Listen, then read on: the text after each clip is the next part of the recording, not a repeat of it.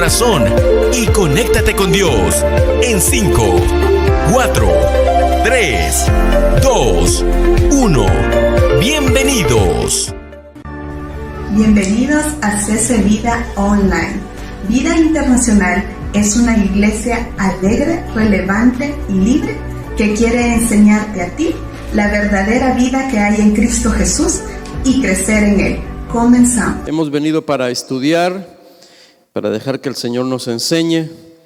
Oramos, cerramos nuestros ojos, le pedimos al Señor que Él nos hable. Dígale eso al Señor en oración. Padre, te damos gracias por esta oportunidad de reunirnos aquí. Gracias por traernos y gracias, Señor amado, porque sabemos que también traerás para nosotros luz, revelación.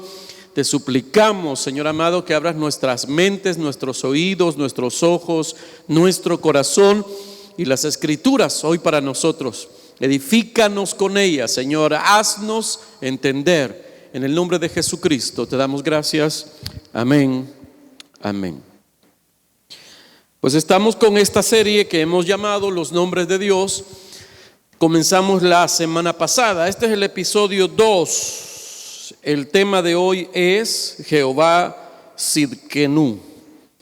Jehová Tsidkenu. Y ya vamos a hablar un poquito de eso. Jehová Tsidkenu. Jehová Tsidkenu significa el Señor, justicia nuestra. Ok. La semana pasada aprendimos que Dios se manifiesta a los hombres de maneras específicas, en momentos específicos, y que los hombres, de acuerdo a esa experiencia que han tenido con Dios, le ponían nombres a esa experiencia que habían tenido con Dios. Así que según la revelación que algunos tuvieron de Dios, así llamaron a Dios de acuerdo a esa revelación. Y ya le puse, por ejemplo, cuando Abraham pudo Dios evitar que él sacrificara a su hijo y luego encontró a un cordero trabado ahí en un montarrascal cercano, dice que Abraham dijo: tú eres Jehová Jireh, tú eres mi Dios que me provee. Y así encontramos en la Biblia cómo algunos personajes tuvieron experiencias con Dios y de acuerdo a esa experiencia nombraron a Dios de alguna manera. Aparte de eso, hay nombres de Dios muy significativos de los que vamos a hablar nosotros pues más adelante. Recordamos que el nombre de Dios es uno y les decía yo que Dios, el nombre de Dios es como un diamante que al atravesar la luz por un diamante tiene diversas revelaciones o luces de acerca de ese nombre, porque el nombre de Dios es uno, es Yahweh. Ya le expliqué, no voy a detenerme en eso. La forma más correcta de pronunciar el nombre de Dios sería Yahweh. Pero si usted le dice Jehová, Él no se enoja. Si usted le dice Yahvé, tampoco se enoja. Y si usted le llama como le llamaban los judíos, para evitar pronunciar mal el nombre de Dios, ellos le llamaban Adonai, el Señor significa, o Hashem, que significa el nombre. Así que ya le expliqué, Dios no se molesta por cómo lo llame usted. Él quiere ser tu Dios y Él quiere ser tu Padre, ¿verdad? ¿Se acuerda que le dije? El Señor Jesús nos enseñó que la mejor manera de llamar a Dios cuando oramos es Padre nuestro. Así que, bueno, eso que está en la pantalla es cómo se escribe en hebreo el nombre de Dios, Yahweh, o el tetragramatón YHWH, que significa el que existe en sí mismo.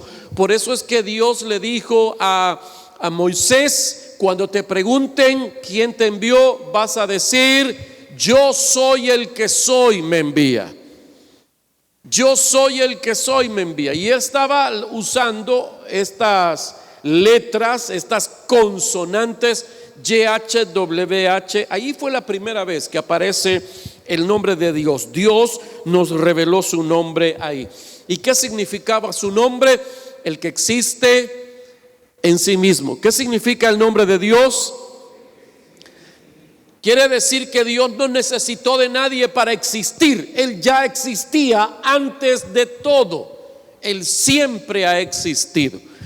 Así que Dios se mostró, como le dije, a los hombres de alguna manera en particular, y esa revelación impactó tanto la vida de esas personas que nombraron a Dios por esa experiencia con un nombre en particular. Estos nombres, como le dije la semana pasada, o el nombre de Dios o los nombres de Dios, reflejan el carácter de Dios. Por eso Dios es tan celoso con su nombre, porque el nombre de Dios refleja su carácter, refleja su reputación. Y si realmente queremos conocer a Dios, una de las mejores maneras de conocer a Dios es a través de sus nombres. Por eso estamos nosotros estudiando los nombres de Dios. La semana pasada hablamos acerca de Jehová Mejiná, que significa el Señor es mi escudo. El tiempo fue muy corto y no pude enseñarles todas las implicaciones de ese nombre, pero no me voy a detener esta noche, ¿verdad? Ok, vamos a proseguir. Aprendimos la semana pasada que si estamos en Dios, Él nos protege, Él nos guarda. Amén. Ok, hoy vamos a comenzar a descubrir el significado de Jehová Sidkenu, el Señor es mi justicia, o el Señor justicia nuestra.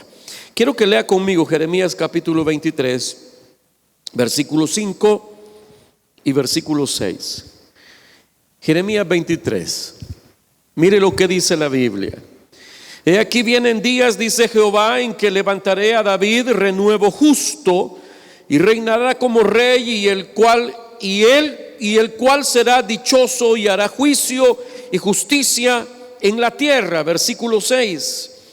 En sus días será salvo Judá, e Israel habitará confiado, y este será su nombre con el cual le llamarán Jehová, justicia nuestra. Ok, aquí es donde aparece este nombre compuesto de Dios, Jehová Sidkenu, o Yahweh Sidkenu. Significa el Señor, justicia nuestra. El Señor es mi justicia. Ok, quiero hablar del pasaje. Mire, este pasaje de Jeremías 23 es un pasaje mesiánico, está hablando acerca de Jesús. Cuando Jeremías está hablando de Jesús, faltan casi 2000 años para que eso se lleve a cabo, y él está profetizando acerca de lo que habría de venir cuando el Señor se manifestara en cuerpo y carne, aquí en sangre, carne, en cuerpo humano, aquí en esta tierra. Este pasaje habla de la primera venida y habla de la segunda venida. El pasaje dice que Dios levantaría a David un renuevo. Acuérdese que a Jesús se le conocía como el hijo de David. ¿Cómo se le conocía a Jesús? Como el hijo de David. ¿Qué significaba eso? Que él era descendiente de David. David era de la tribu de Judá. Así que María, bueno, incluso José, pero José no tuvo nada que ver en eso, ¿verdad? Ellos eran de la tribu de Judá, descendiente del linaje real. Jesús era hijo de David, descendiente de David. Por lo tanto, si hubiese un momento para seguir con el linaje real, para sentar a alguien en el trono de Israel, según Dios lo había establecido, Jesús calificaba para ser el rey de Israel. Pero acuérdese que Israel estaba siendo gobernado por un imperio extranjero. Así que ellos no podían tener rey, tenían un títere de rey. Roma había puesto como rey a Herodes, solamente que Herodes le hacía los mandados al imperio romano. Así que Herodes no pintaba para nada. Pero entonces la Biblia está diciendo que Dios habría de levantarle un renuevo a David, o sea, un descendiente de David, y le llama el renuevo justo, y dice: y reinará como rey, el cual será dichoso, y él hará, ¿qué hará? ¿Está leyendo o no está leyendo? Y él hará juicio y justicia en la tierra. Ok, ya esta segunda parte no tiene que ver con la primera venida, tiene que ver con la segunda venida. Después de la segunda venida del Señor y de algunos eventos posteriores, será el reino eterno, lo que la Biblia menciona como el milenio, el reino de Dios en la tierra, donde Jesús será el rey. La capital del reino estará en Jerusalén, y usted ya tendrá un cuerpo glorificado. Así que va a poder, sin necesidad de avión, ir a la capital del reino. Es más, se dice de usted que cuando resucite, usted también reinará con Cristo en la tierra por 1000 años. Así que usted también será rey con el Rey de Reyes. Bueno, ok. Entonces, este pasaje, como le dije, está hablando de dos tiempos. Está hablando de cuando Jesús vino por primera vez, y dice que Dios levantaría desde David un descendiente para que fuese rey para siempre. Pero el Señor Jesús reinaría en dos tiempos. Míreme para acá, diga: Jesús reinaría en dos tiempos. Ok, primero lo haría de manera secreta y luego lo haría de manera pública. ¿Cuándo lo haría de manera secreta? Eso lo está haciendo ahora, cuando Él reine de manera secreta en el corazón de los que le creen a Él. A eso se le llama el reino de Dios. Ya voy a hablar de eso más adelante. El reino de Dios ahora es espiritual, pero más adelante será físico, será literal, y entonces Jesús vendrá para instalar su reino en la tierra. Entonces, dice el versículo 6, en sus días será salvo Judá, e Israel habitará confiado. Una de las cosas que Dios va a hacer es cumplirle a Israel, a la nación de Israel, la promesa de seguridad para siempre. No significa que todos los israelitas van a ser salvos eternamente, sino que van a ser protegidos porque Dios se los prometió un día. Será el único momento en que Israel tendrá paz y seguridad de verdad. Hoy los judíos viven con miedo de que les va a caer una bomba de aquí, otra de aquí, un misil de aquí, o que va a haber un atentado terrorista en un mercado, en una ciudad X. Ellos viven con miedo. Pero vendrá el Mesías y traerá la verdadera paz y seguridad para Israel. En el milenio, en el reino en la tierra. Entonces dice: en sus días será salvo Judá, e Israel habitará confiado, y este será su nombre con el cual le llamarán. ¿A quién le llamarán así? Al renuevo que levantarían de David. ¿Cómo llamarán al renuevo? ¿Quién era el renuevo? Jesús. ¿Y cómo le llamarían? Jehová, justicia nuestra. Vaya, Jesús es Dios. Diga conmigo: Jesús es Dios. ¿Cómo le llamarían a Jesús? En el milenio le llamarían, dice aquí, Jehová, justicia nuestra. El Señor Dios es nuestra justicia. Ok, bueno, la Biblia está diciéndome aquí que Jesús es el renuevo, y se lo voy a ponérmelo en la pantalla. Ahí está. En el Antiguo Testamento a Jesús se le llamó el renuevo en muchas ocasiones. En Isaías capítulo 4 versículo 2 se le llama el renuevo del Señor. En Isaías capítulo 53 versículo 2 se le llama un renuevo. En Jeremías 23:5, que es el versículo que acabamos de leer, se le llama el renuevo justo. Y en Zacarías 6:12 dice: un varón cuyo nombre es el renuevo. Así que a Jesús se le llamó el renuevo en varias ocasiones en el Antiguo Testamento. Pero ¿qué es un renuevo? ¿A qué se refiere esa palabra? Tiene que ver con plantas. Y mire poneme lo que sigue, por favor. Un renuevo, está ahí en la pantalla, es un tallo que brota de un árbol o una planta. Lea, ¿cómo dice? Después de haber sido podado o cortado. O sea, cortan el palo y parece que ahí ya no van a hacer nada, y de en medio de la corteza del árbol cortado comienza a surgir una ramita. A esa ramita que surge de un árbol podado o cortado, a eso se le llama un renuevo. Las naciones poderosas intentaron cortar la sucesión del linaje real en Israel. Llegaron y conquistaron a Israel, tomaron control de la nación de Israel y anularon el gobierno que tenía Israel con sus reyes que venían del linaje de Judá. Pero a pesar de que cortaron eso, dice, de allí Dios levantaría un renuevo. Un sinónimo de renuevo es vástago o retoño. Así lo conoceríamos nosotros mejor, ¿verdad? Un retoño. Toño dos veces. No es cierto, pero un retoño.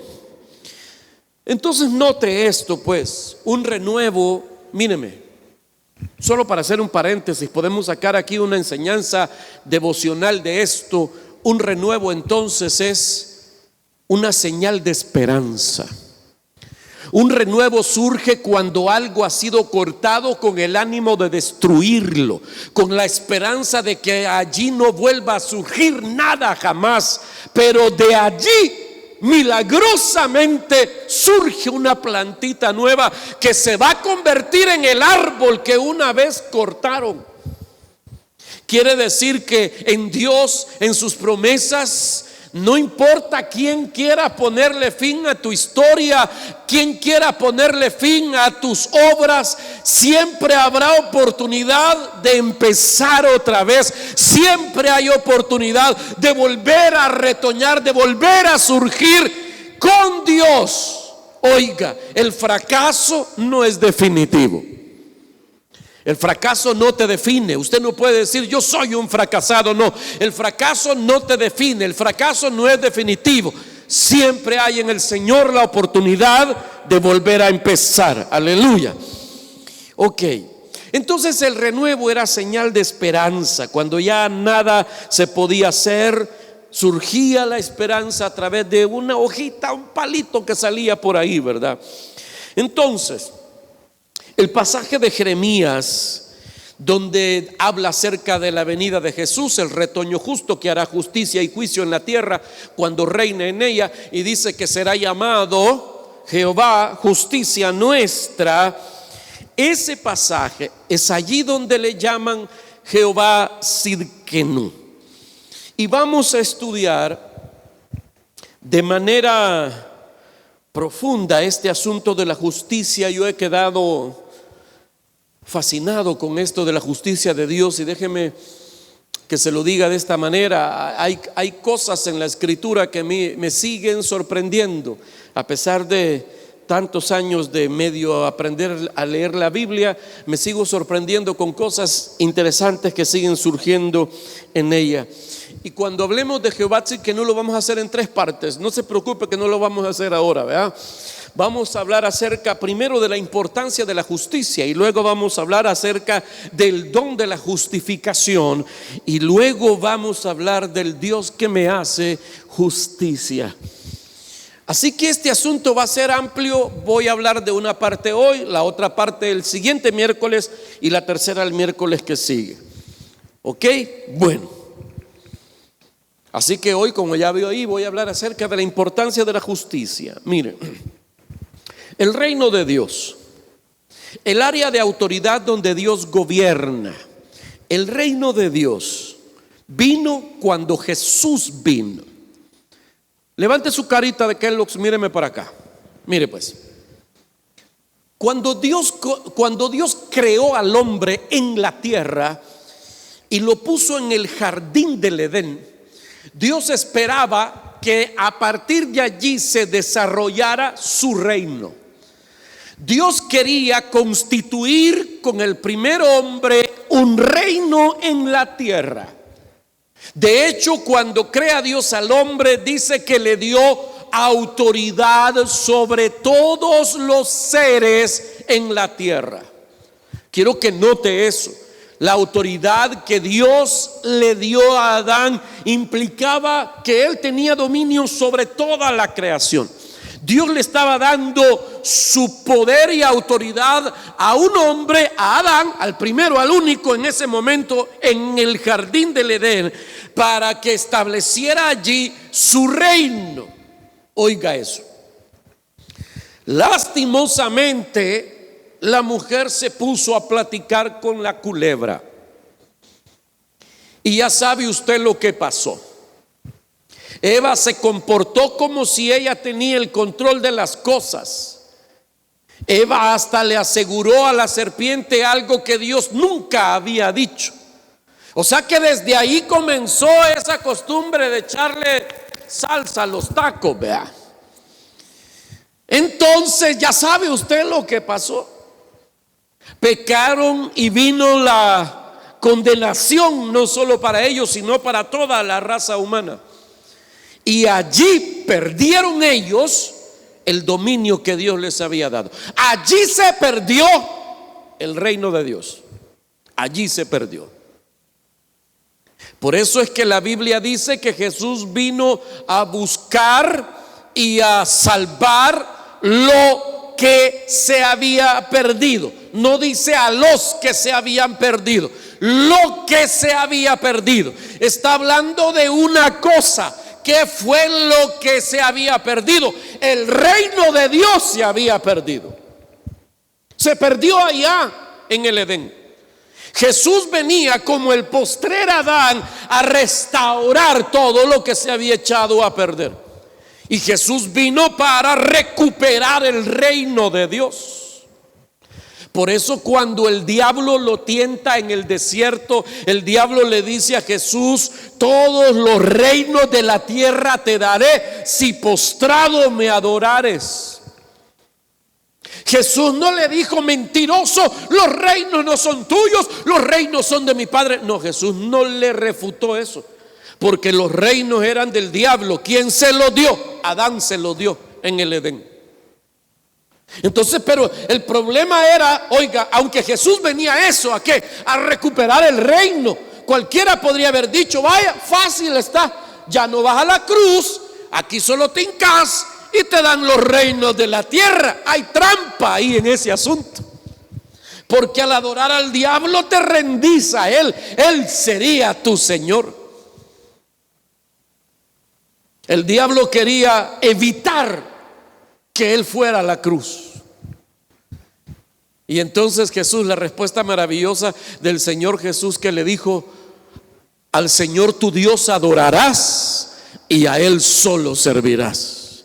Y no lo adoró, esperó su momento, fue a la cruz, murió en la cruz. Y al morir en la cruz quedaba saldada la deuda, el pecado, la mancha de maldad de los seres humanos sobre la faz de la tierra por toda la historia pasada y futura. Era consumado, borrado para siempre en la cruz.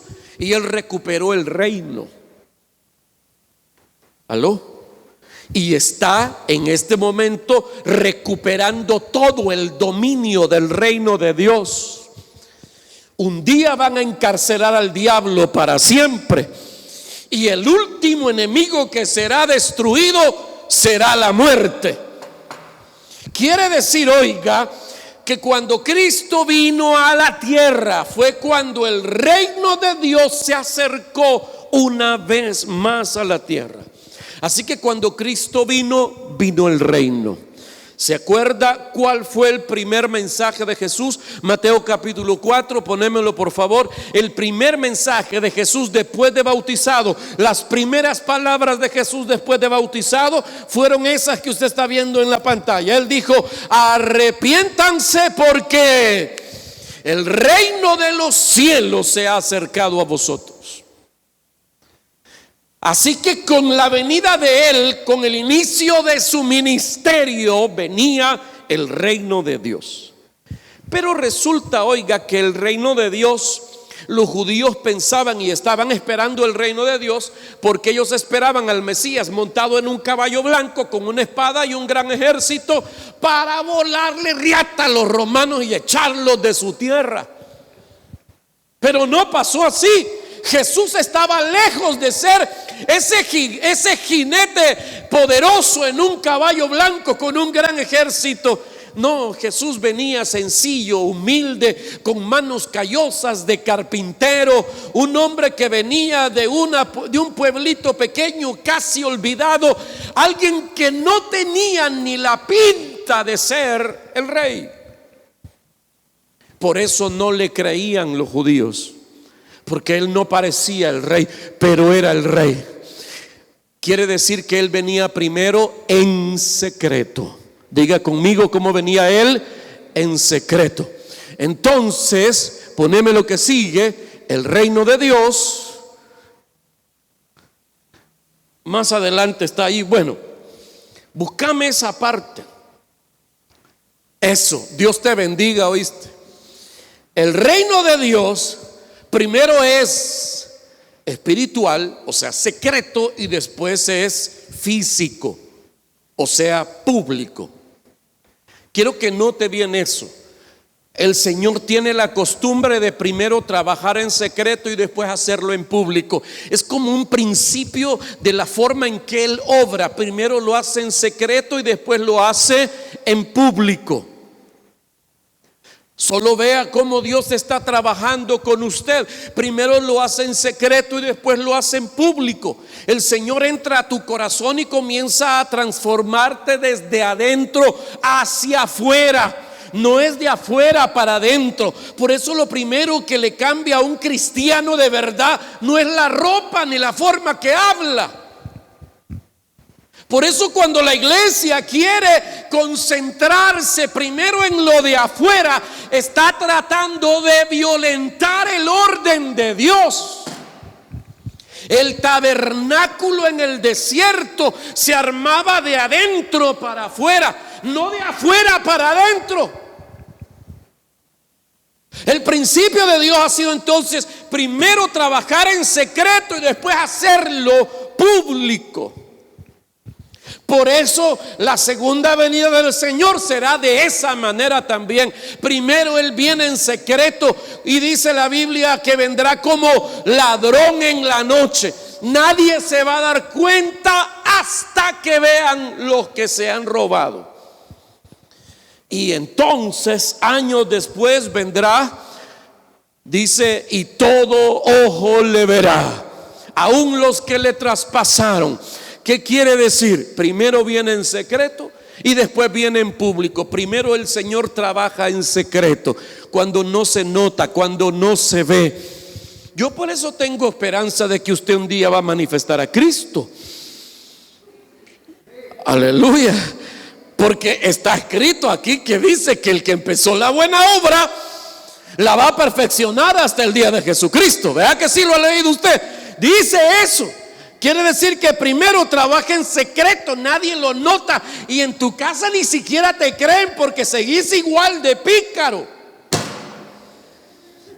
No es excusa para que sigas igual de pícaro, pero mi esperanza y la suya es que Dios primero trabaja adentro donde nadie te ve y luego en algún momento se va a notar afuera. Y van a decir, este es cristiano. ¿Y por qué? No sé, yo siento que en él hay algo distinto a todos los demás. Como le dijeron a Pedro, en el hablar se te nota. Y que le dijeran a Pedro, a un pescador, que la evidencia de que era cristiano era la forma que hablaba. Espérame, ese era un gran milagro.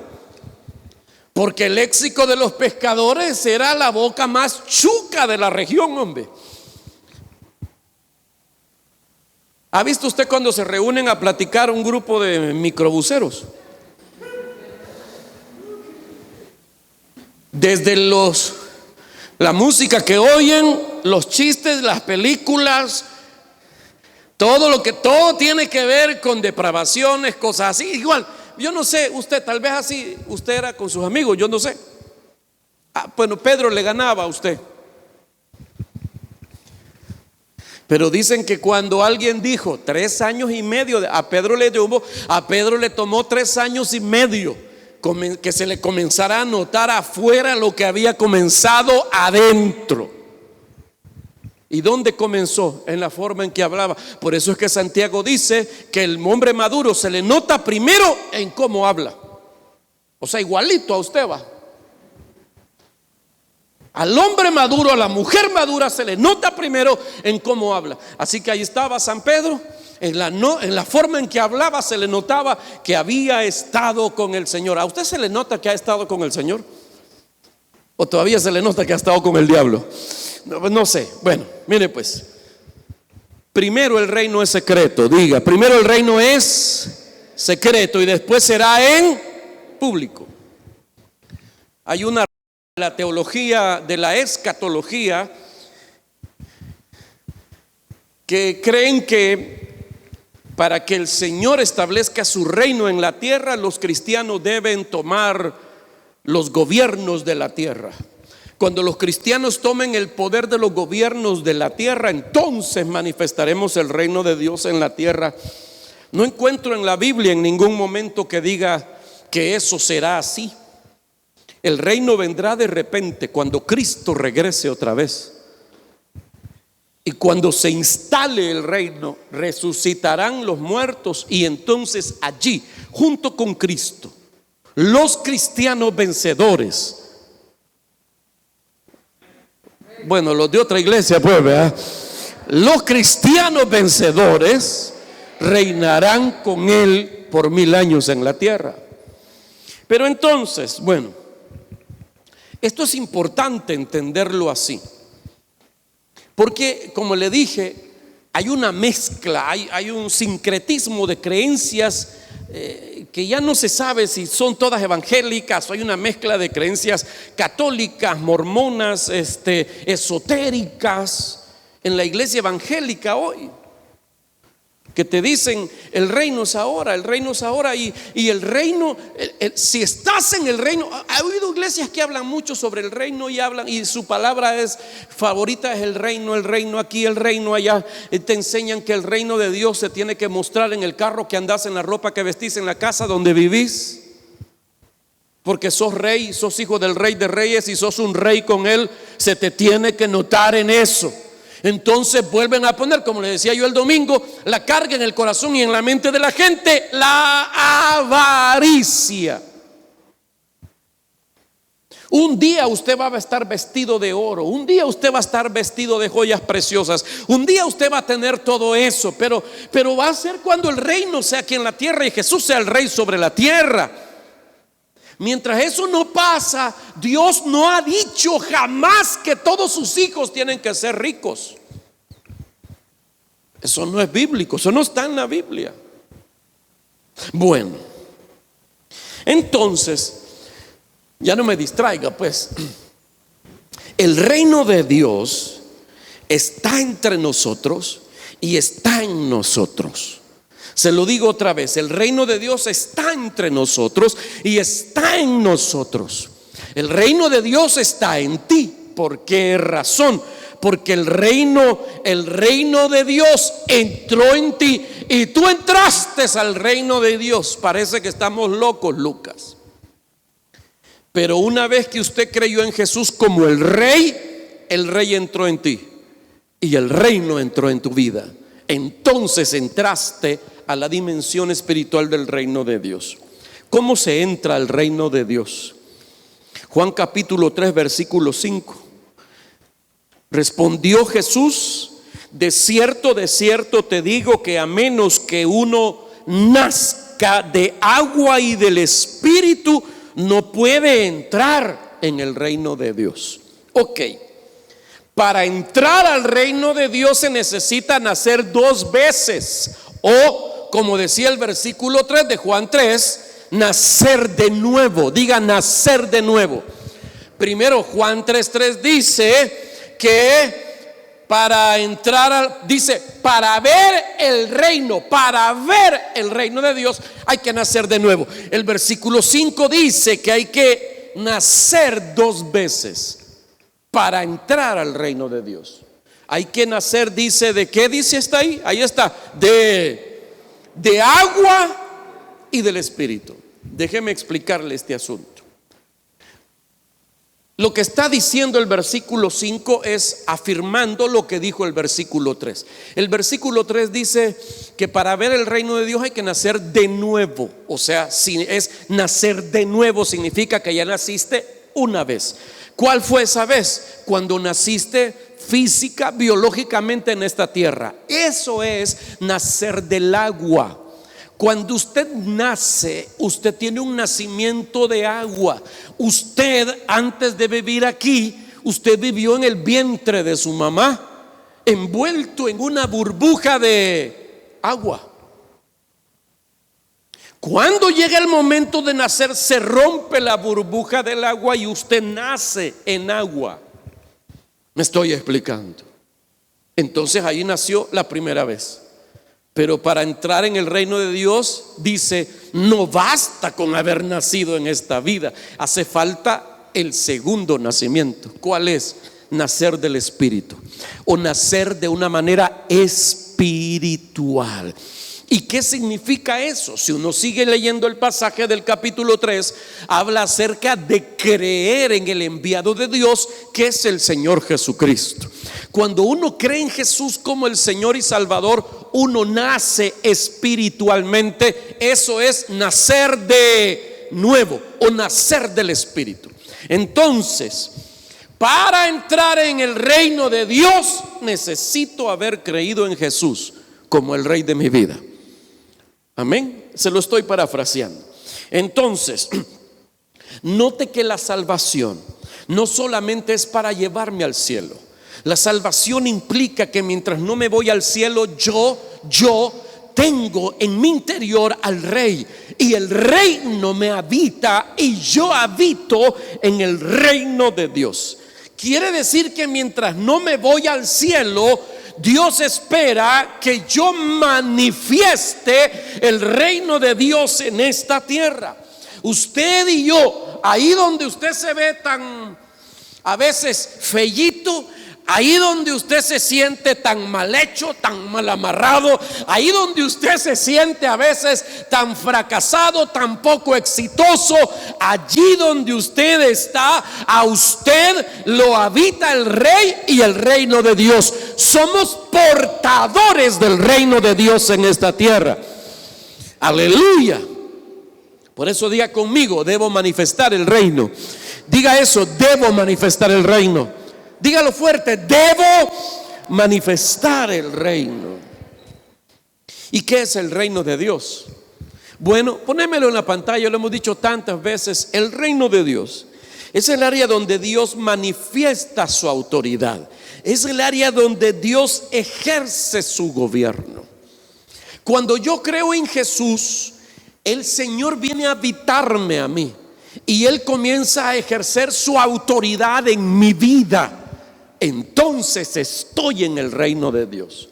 Claro, cuando yo como hijo de Dios me revelo a las directrices de su guía, cuando no quiero hacer lo que Él dice, como decíamos la semana pasada, cuando eras joven te vestías como querías y te ibas para donde querías.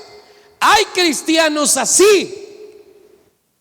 Los cristianos inmaduros que viven como les da la gana, esos no están en el reino de Dios. ¿Aló? El reino de Dios está en ellos, pero ellos no están en el reino de Dios. No viven de acuerdo a la autoridad del Rey. Voltea a ver al de la par. Ese no vive en el... No sé. Entonces, ¿cuál es el fundamento del reino de Dios? Y aquí es donde voy a empezar a predicar esta noche. ¿Cuál es el fundamento del reino de Dios? El Salmo 97, versículo 1 y 2, dice estas palabras.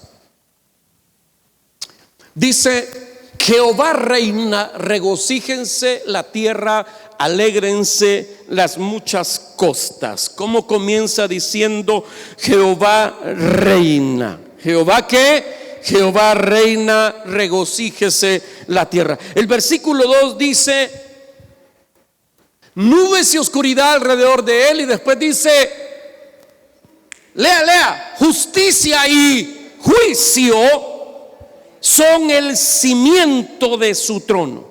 Justicia y juicio son el cimiento de su trono. Note entonces que parte del fundamento del gobierno de Dios es la justicia. El fundamento de su trono, ¿cuál es? La justicia. Ok, Tzidkenu, la justicia es el fundamento de su trono. Quiere decir que el fundamento del reino de Dios es la justicia. Esto es muy importante. Significa entonces que parte de el propósito de Dios con su reino es hacer justicia, impartir justicia, proveer justicia. ¿Sabe? Solo hay dos cosas que la Biblia dice que Dios ama. Una de ellas es la justicia. Dios está enamorado de la justicia y el fundamento de su gobierno es la justicia. Por eso cuando uno lee Mateo 6:33 vuelve a encontrar lo mismo. Mateo 6:33 dice, usted se lo sabe de memoria, dice: buscad primeramente el reino de Dios y su justicia, y todas las demás cosas os serán añadidas. Otra vez, el fundamento de su trono es la justicia. Y aquí vuelve a decir que el reino de Dios tiene que ver primero con la justicia. La manifestación del reino de Dios en la tierra primero tiene que ver con la justicia. Y yo debo de buscar el reino de Dios y su justicia. Debo interesarme por la justicia de Dios. Algo que debemos querer, algo que debemos anhelar nosotros es que el Señor sea nuestra justicia. ¿Por qué? Porque el fundamento de su reino, ya lo dije, es la justicia. Y para funcionar en el reino de Dios necesito la justicia. El reino de Dios trae a mi vida primero, antes que cualquier otra cosa, el reino de Dios trae a mi vida la justicia. No puedo yo pretender ser hijo, no puedo pretender yo disfrutar o caminar o portar el reino de Dios si no tengo la justicia. Así que el rey y el reino me habitan y yo debo de manifestar su justicia. Segunda carta a los Corintios, capítulo 5, versículo número 21. Mire lo que la Biblia dice: al que no conoció pecado, le hizo pecado por nosotros. Está hablando de Jesús, para que fuéramos hechos, que dice, justicia de Dios en él. Levante la cara, oiga lo que aquí se fue, aquí se saltó el muro, aquí se pasó de la raya. Aquí no solamente está diciendo que te imparte la justicia. ¿Qué dice ahí? Vamos a ver, dígame, ¿qué está diciendo allí? ¿Qué dice allí? Diga, hablando de la justicia, ¿qué dice ahí de la justicia? Que yo soy la justicia de Dios. Voltea a ver al de la par. No lo mire así, que no es cualquier cosa. Voltéalo a ver. No lo mire así, no es cualquier cosa. El fundamento del trono de Dios es la justicia. Lo primero más importante en el reino de Dios es la justicia. Buscad primeramente el reino de Dios y su justicia. Y ahora dice aquí que cuando Cristo murió y fue a la cruz, cuando lo hicieron pecado por nosotros, dice la Biblia que ese día Él sufrió eso para que nosotros fuésemos hechos justicia de Dios en Él. Diga, en Cristo. Diga otra vez, en Cristo. En el Nuevo Testamento usted encuentra con frecuencia la frase en Cristo, como la frase en Adán. Cuando la Biblia se refiere a usted y a mí en Adán, habla de mi vieja naturaleza, su vieja naturaleza adámica, terrenal, caída, nuestro viejo ser de pecado.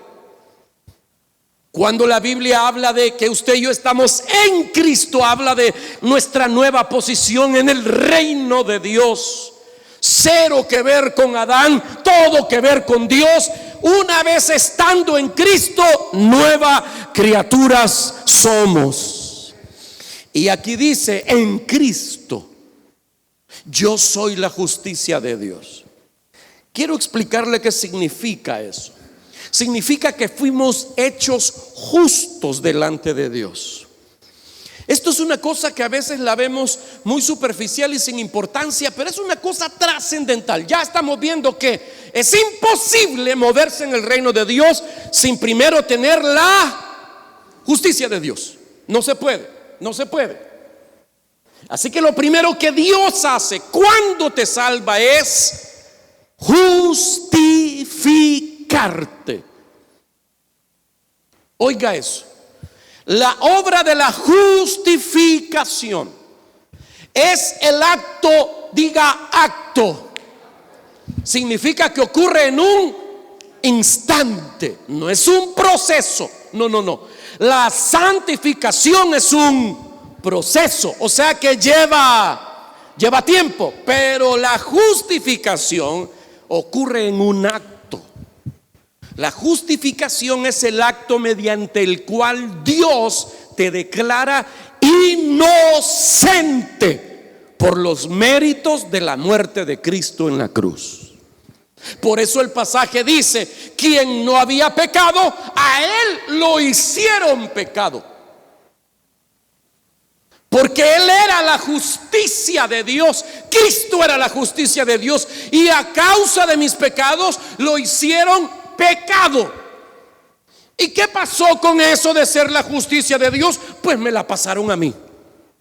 Yo era el pecado y ahora Cristo es el pecado. Él era la justicia de Dios, ahora yo soy la justicia de Dios. Se llama sustitución. Sustitución es que me quitan a mí y ponen a otro más grande, más poderoso, más digno, más correcto, más santo. Amén. Sustitución. Espero estarme dando a entender. Ok, somos ciudadanos del reino. Para ser ciudadanos del reino, lo primero que se necesita es la justicia de Dios. Es lo primero que Dios hace, porque Dios no tiene ninguna relación con el pecado. Y para poder relacionarte con vos, necesita quitar el pecado de en medio. Y te declara inocente. Ni la cara tenés de inocente. Y Dios te declara inocente por la sangre de Jesucristo, por la muerte de Jesucristo. Pero entonces Dios no solamente quiere que tengamos el título. Diga, Dios no solo quiere el título. Diga, Dios no solo quiere el título. Dios quiere que yo viva en justicia. Efesios capítulo 4 versículo 24. Mire lo que dice. Y vestidos del nuevo hombre creado según Dios. ¿En qué? En la justicia y santidad de la verdad. Fíjese que primero para algunos religiosos hubiera estado la santidad. La santidad es primero.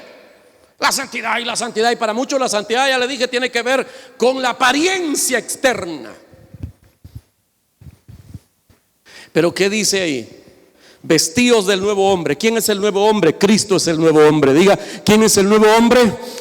Cristo es el nuevo hombre. ¿Y dónde habita ese nuevo hombre? En mí, en usted habita.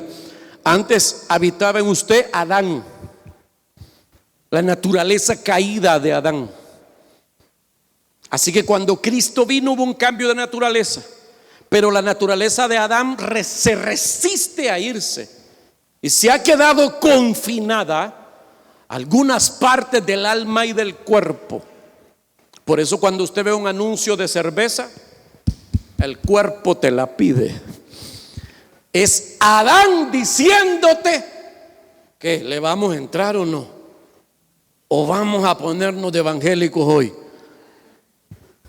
Si es Navidad, hombre, vamos a la celebración del trabajo, hombre, vamos, vea, bailemos. Bueno, ahí les va el comercial para los que van a ir a eso. Entonces dice, vestidos del nuevo hombre, creado según Dios, creado según el designio de Dios, la sabiduría de Dios.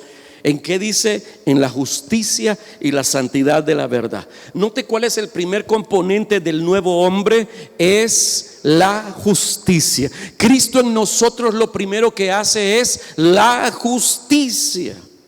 Porque la justicia es el fundamento de su trono. Porque la justicia es la prioridad del reino de Dios. Y ahora estamos viendo que la justicia es la primera característica del nuevo hombre que ahora nos habita como hijos de Dios. Porque los ciudadanos del reino debemos manifestar el carácter del rey que vive en nosotros. Por eso es que la Biblia dice, 2 Corintios capítulo 5 versículo 20 creo que es, ahí está, que nosotros somos, que somos embajadores de Cristo. Somos embajadores de Cristo. Y eso de embajadores de Cristo no solamente son los pastores, no, todos los cristianos somos embajadores de Cristo. ¿Y qué es un embajador? Dice el diccionario que embajador es el que representa fielmente los intereses y los principios de su país ante otro país. ¿Qué es un embajador? El que representa fielmente su patria, el que representa fielmente su reino, los intereses del reino, los principios del reino. Usted y yo somos embajadores de Cristo.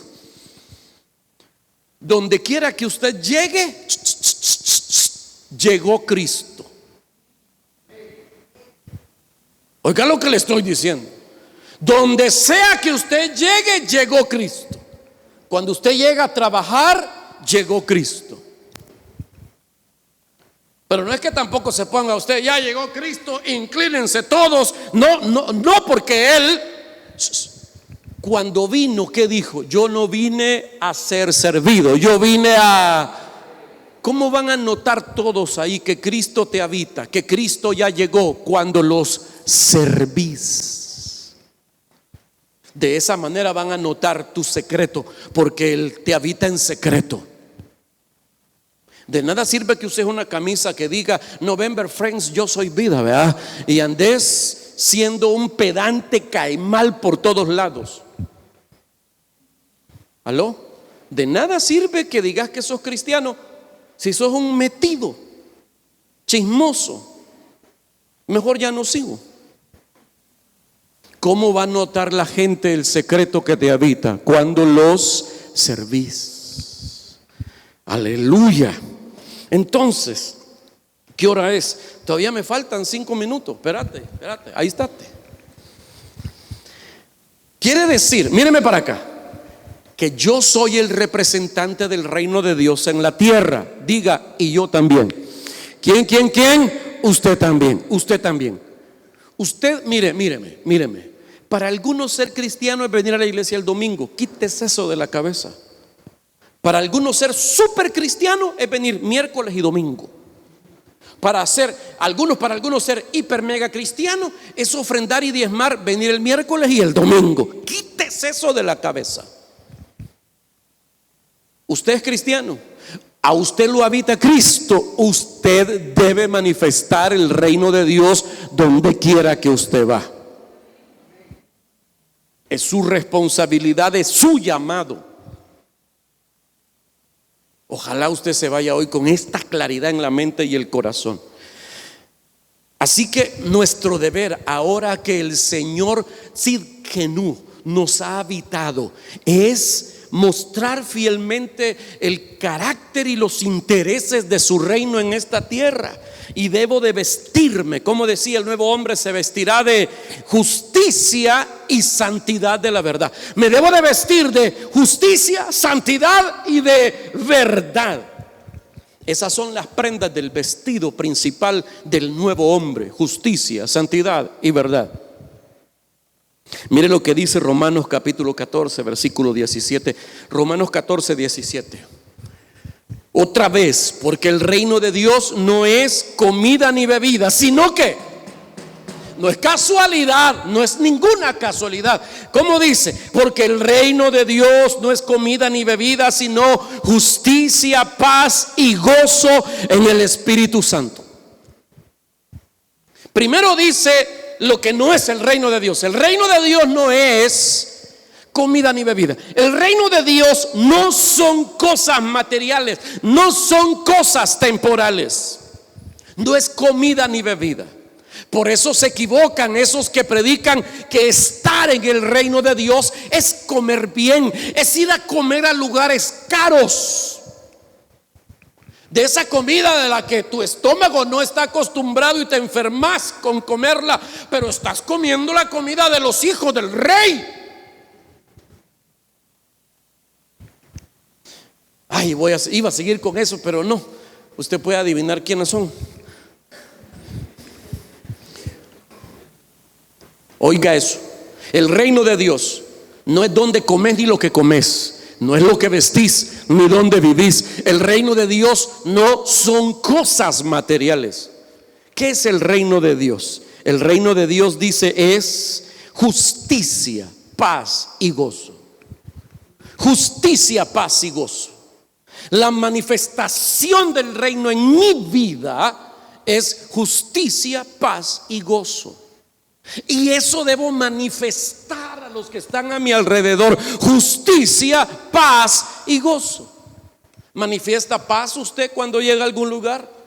¿Manifiesta gozo o tristeza o luto? O la gente dice: ahí viene ahí viene esa, ahí hablamos después, dispersémonos. Vea, qué feo eso. Justicia, paz y gozo. Pero la justicia es primero. Diga, la justicia es primero.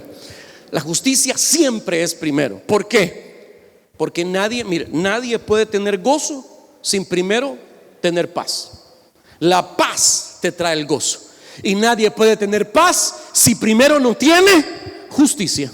Lo dice la Biblia, Romanos capítulo 5, versículo 1 dice: justificados pues por la fe tenemos paz para con Dios por medio de nuestro Señor Jesucristo. Así que la justicia de Dios me trae paz, y la paz me trae el gozo. Quiere decir que el fundamento de nuestro caminar en el reino de Dios es la justicia. Entonces debemos volvernos expertos en este asunto de la justicia. Ya termino. Hebreos capítulo 5, versículo 13. Hebreos 5, 13. ¿Cómo dice? Y todo el que participa de la leche es inexperto ¿en qué? En la palabra de justicia, porque es niño. La palabra de Dios está diciendo allí que hay algunos cristianos que son niños espiritualmente hablando, o sea, son inmaduros, y los llama inexpertos. ¿Inexpertos en qué? Porque hay algunos niños espirituales que son expertos en algunas cosas.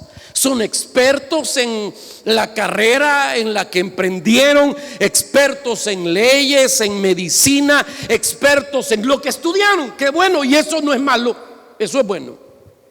Son expertos algunos en algún deporte, son expertos en algún arte, son expertos en la música, en la danza, qué sé yo, son expertos en muchas cosas. Algunos son expertos en cosas que no sirven de mucho, pero son inexpertos en la palabra de justicia.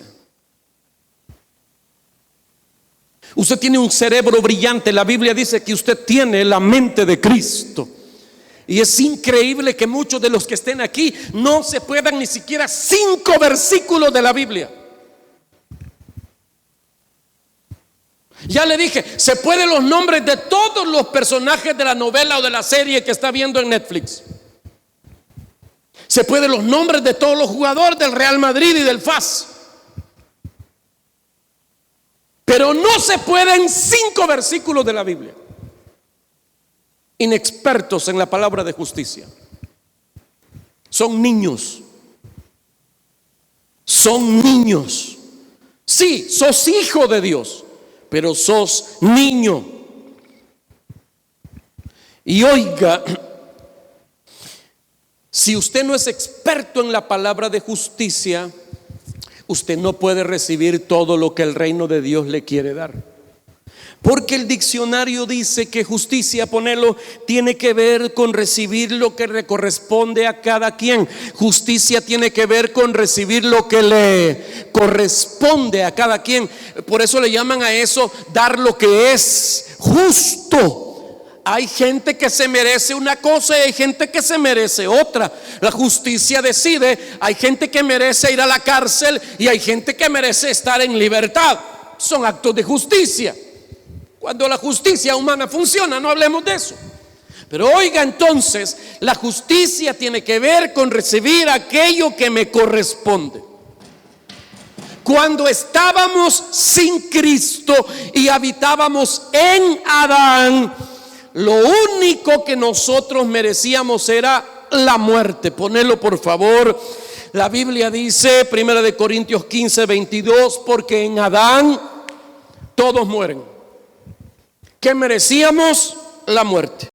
Pero ya no estamos en Adán, estamos en Cristo. Diga, yo estoy en Cristo. Y si usted está en Cristo, lo primero que debió recibir fue la justicia de Dios. O sea que usted fue justificado. Ya no está en Adán, ya no está en pecado, ahora está en Cristo. En Adán lo que era justo para usted era la muerte. Lo que le correspondía era la muerte. Pero ahora que está en Cristo, lo que le corresponde es la vida. Lo que le corresponde son la herencia del reino para usted. Eso le corresponde a usted. ¿Me estoy explicando? Entonces, la justicia cambió el panorama para nosotros. Lo que me corresponde hoy a mí como hijo, lo que es justo para mí como hijo, no es la muerte. Y hay muchos cristianos niños que siguen creyendo que ellos no sirven para nada, que ellos son incapaces, que ellos no pueden hacer nada, porque ellos todavía no han comprendido, son inexpertos en la palabra de justicia. Y yo le he dicho aquí muchas veces que para poder hacer real la provisión que Cristo ganó para nosotros en la cruz, hay que vencer dos enemigos. Número uno, la ignorancia, y número dos, la incredulidad. Así que necesito vencer la ignorancia, volverme experto en la palabra de justicia. Para dejar de ser niño, debo ser experto, debo ser conocedor de la palabra de justicia. Voy a terminar, ayúdame con el piano, hoy sí. No sé si van a ser 10 minutos, pero voy a tratar. Gálatas capítulo 4, versículo 7. No se desconecte, por favor. Más dura la serie Narcos y ahí está usted clavado. Gálatas 4, 7. Como dice, lea conmigo. Así que ya no eres esclavo, sino hijo. En esta vida, delante de Dios, solo puede ser una de esas dos cosas. O eres esclavo o eres hijo. Delante de Dios solo puede ser una de esas dos personas. O eres esclavo o eres hijo. Así que ya no eres esclavo, sino hijo. Y si hijo, también heredero de Dios por medio de Cristo. Por Cristo, por medio de Cristo. Diga, por medio de Cristo. Porque todo es por medio de Cristo. Por medio de Cristo ya no sos esclavo, sos hijo. Y por ser hijo sos heredero. Diga, soy hijo, soy heredero. Diga, soy hijo, soy heredero. Así que lo justo, míreme para acá, lo justo para usted que es hijo es toda la herencia de Dios, todas las riquezas del reino de Dios. ¿Ha oído o ha leído que la Biblia habla acerca de los poderes del mundo venidero? ¿A qué se refiere la Biblia cuando habla de los poderes del mundo venidero? Se refiere a aquellas cosas que hoy vemos y son sobrenaturales, no son de este mundo. La sanidad de un cuerpo enfermo, la provisión milagrosa de algo que te urgía para ayer y llega justo en el momento. Esas cosas sorprendentes no son de hoy, son del mundo venidero. Son adelantos de tu herencia. Porque eres hijo, y si eres hijo eres heredero. Lo justo para el hijo que va a heredar es toda la herencia del Padre. Amén. Diga, soy hijo, soy heredero. ¿Qué merece usted? Que, claro, antes no lo merecías porque estabas en Adán, pero ya estás en Cristo, ok.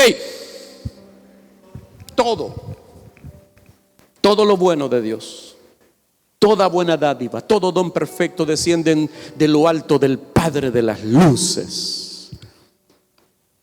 Pero, dígale al vecino, hay un pero, dígale al vecino, hay un pero, dígale, hay un pero. Gálatas capítulo 4 versículo 1. Pero también digo que entre tanto que el heredero es niño, en nada difiere del esclavo, aunque es señor de todo. Vaya carambada, mire. ¿Qué dice la Biblia? Que ya no eres esclavo, que eres hijo. Y si eres hijo, eres heredero. ¿Qué es lo justo para vos? Toda la herencia. Pero mientras sigas siendo un niño, aunque seas el heredero, vivirás como un esclavo. Me estoy explicando. Por eso es que abundan hoy los hijos de Dios que le dije que siguen creyendo que no son nada, que no sirven para nada, que no merecen nada. Por eso no oran, porque ellos no merecen eso. Por eso no le piden a Dios cosas grandes, porque ay no, yo soy tan malo, Dios no me va a dar nada. Ignoran la palabra de justicia. Cuando Dios te perdonó en Cristo, te perdonó completamente. Él no recuerda absolutamente nada malo que hayas hecho para tomarlo en cuenta a la hora de bendecirte. Pensé que iba a enloquecer y a gritar aleluya, gloria a Dios. Eso significa que yo fui justificado. Eso significa que el Señor sea mi justicia. Que cuando Dios va a bendecirme, no toma en cuenta en nada lo que yo hice antes. Pero tengo que creerlo. Justificados pues por la fe. Justificados pues por la fe. Tenemos paz para con Dios por medio del Señor Jesucristo. Es como que esta fuera la herencia. Vení, solo para poner un ejemplo. Párate aquí. Esta es la herencia. Esta es la herencia. Y yo fui justificado. Así que yo merezco esta herencia. Pero para alcanzarlo necesito la fe. Justificados pues por la... Necesito la fe. La fe es el brazo que permite que yo alcance la herencia que es mía. Pero si soy manco, ¿cómo puedo agarrar esto que es mío? Gracias. Hay algunos de ustedes aquí que no han logrado ver cosas extraordinarias de Dios porque siguen pensando, no me lo merezco. Hay algunos aquí que ni siquiera son felices, porque una vez que empiezan a tener días felices y a sonreír, empiezan a decir, no, algo malo me va a pasar. Después de un gustazo, un trancazo, no, mejor no. Eres hijo, eres amado, eres heredero, eres dueño de todo. Pide y cree por cosas mayores. Dios tu Padre no sabe dar cosas pequeñas. Dios tu Padre no sabe hacer cosas limitadas. La ignorancia en la que viven los niños, los inexpertos en la palabra de justicia, los hace vivir como esclavos, siendo herederos de todo. Por eso es que Juan 8:32 decía: y conoceréis la verdad, y la verdad os hará libres. ¿Qué es lo que me va a sacar de la esclavitud? El conocimiento de la verdad. No la verdad ahí está. Es el conocimiento de la verdad.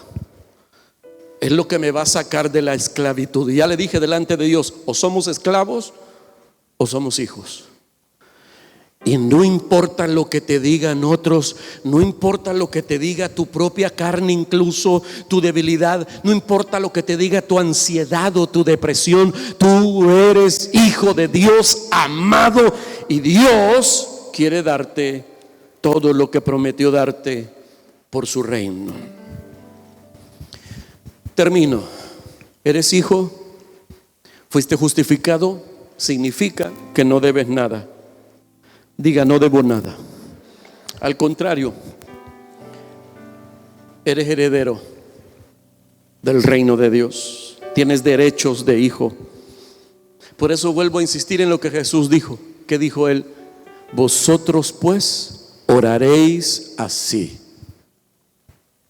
No oraréis Hashem, Adonai. No, oraréis Padre nuestro. Padre nuestro. Padre nuestro. Del Padre solo descienden cosas buenas. Si vosotros, siendo malos, dijo Jesús, sabéis dar buenas cosas a sus hijos, ¿cuánto más vuestro Padre Celestial dará buenas cosas a los que se lo pidan? Eres hijo, eres amado. Jehová es tu justicia. El Señor es tu justicia. Cierre sus ojos un momentito. Aleluya. Hemos llegado al final de esta transmisión. Esperamos que el mensaje haya sido edificante para tu vida. Te invitamos a seguir pendiente de nuestras futuras transmisiones por medio de nuestros canales oficiales, nuestra fanpage y nuestro canal de YouTube. También te recordamos que estamos acá para ti. Queremos apoyarte, queremos estar en tu vida. Si tienes alguna necesidad, quieres entregarnos tus peticiones o conversar con nosotros, no dudes por favor en escribirnos. Y si quieres también colaborar con nuestro ministerio, puedes hacerlo también a través de nuestra página enviando un mensaje. Te recordamos que este ministerio necesita mucho de tus oraciones. Recuerda orar por nosotros. Que Dios te bendiga.